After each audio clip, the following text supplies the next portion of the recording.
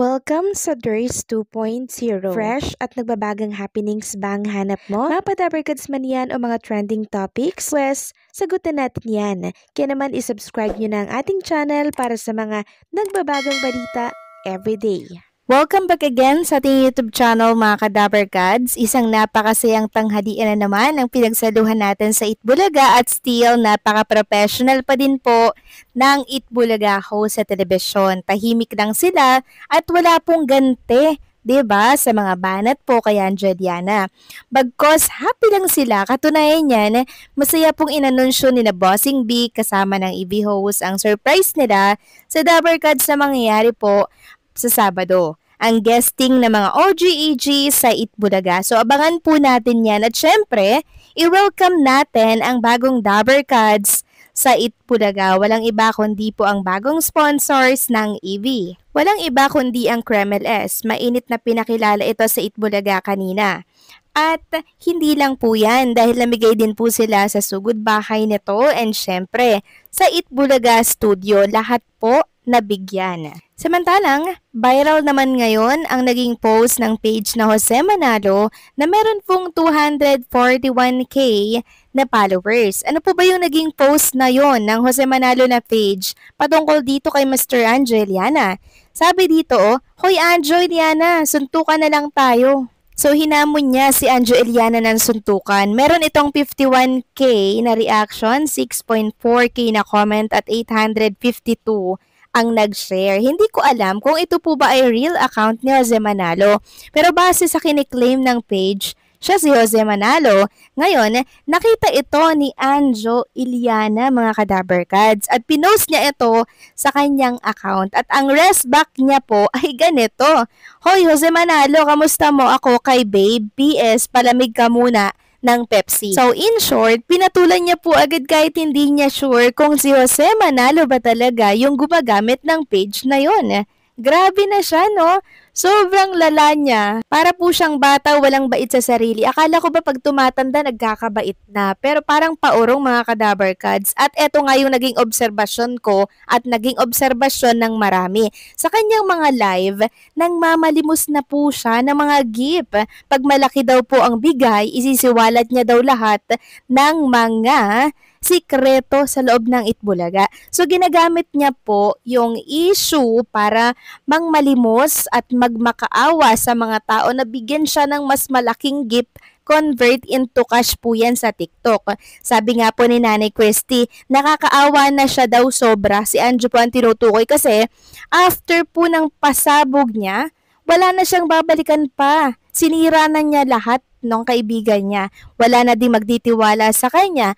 Yun yung sobrang saklap doon. Oo, kumita po siya dahil sa mga issue na inilalabas niya, pero sa huli, siya rin po ang kawawa. Wala na siyang babalikang kaibigan, wala na rin pong magtitiwala sa kanya. Next topic naman, pag-usapan natin mga Kadabarkads. Ito pong tatlong skandal na binunyag po ng isang private investigator or informant. Nilaglag po siya mga Kadabarkads ng sarili niyang kaibigan na naninirahan po dito sa Parañaque. Ang tanong po ng kaibigan niya po na informant or asset sa Parañaque mga Kadabarkads ay yung handler, yung naghahanap po ng menor de edad sa Parañaque para po kay Mr. Anjo Iliana. Grabe mga Kadabarkads, nakakaloka po tong revelasyon na to. So ito yung tama mga Kadabarkads, no? Sa kabila ng ingay niya, dapat may ingay din po na pangbato sa kanya para matakot naman siya, di ba? At mangilabot na yung mga sikreto niya po ay lumabas din. At ito na nga po mga Kadabarkads. Private investigator na po yung naglabas ng baho mismo ni Mr. Angeliana. Sobrang bigat ng kanyang mga revelasyon. Sobrang dami palang skandal nitong si Angeliana mga Kadabarkads. Hindi lang isa, hindi lang dalawa, kundi tatlo. Yes po, unang-una, yung mga menor de edad na binibigyan niya daw ng pera kapalit ng pangalawa. 4 times a week daw po na nasa Pegasus. Pero sobrang barat daw po nitong customer at pinapahirapan yung mga babae doon. Pangatlo, may mga selfie din po si Mr. Oslo kasama ang mga babae doon sa Parañaque. Grabe, ilabas nyo na po yung picture na yan para nang sa ganun, meron po tayong panabla sa mga pasabog ni Mr. Anjo Eliana. O baka sabihin na naman ni Mr. Anjo Eliana na bayad po yung nag-post ng naturang sekreto niya po.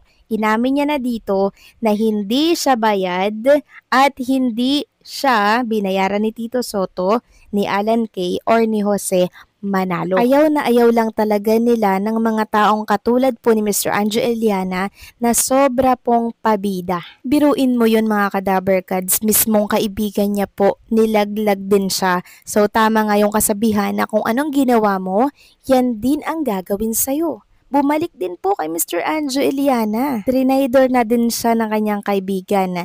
Nilaglag na din po siya at sa private investigator pa. Sabi nga po ng private investigator, ipagdasal daw sana ni Anjo Eliana na walang kumuha sa kanilang kliyente. Kung hindi, tapos talaga yung maliligayang araw ni Anjo Eliana kasama po ng kanyang mga sikreto.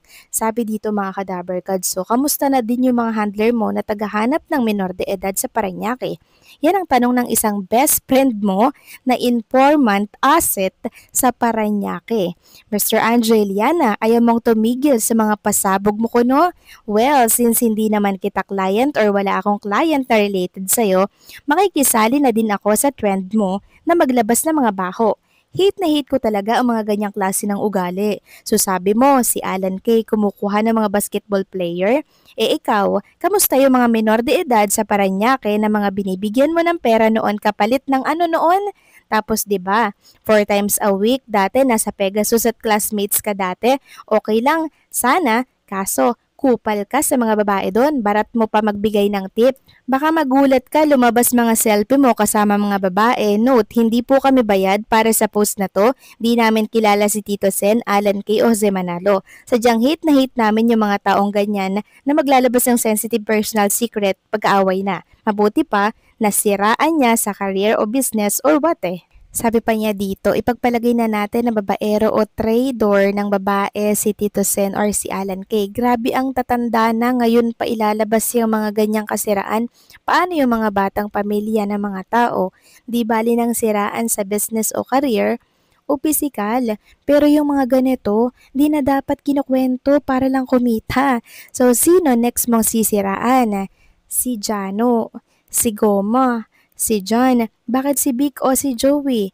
Di labasan ng kwento.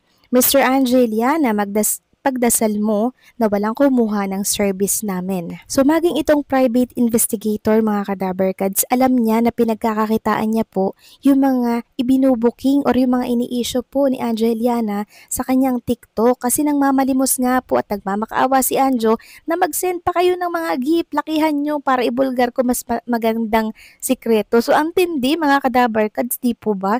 Nakakahiya po yun. Kaya sana tumigil-tigil na siya kung hindi maglalabasan po yung mga baho niya mula po mismo sa private investigator. So gusto niyo po bang makita ang selfie ni Mr. Anjo Eliana at ang mga scandal nito? Please comment down below.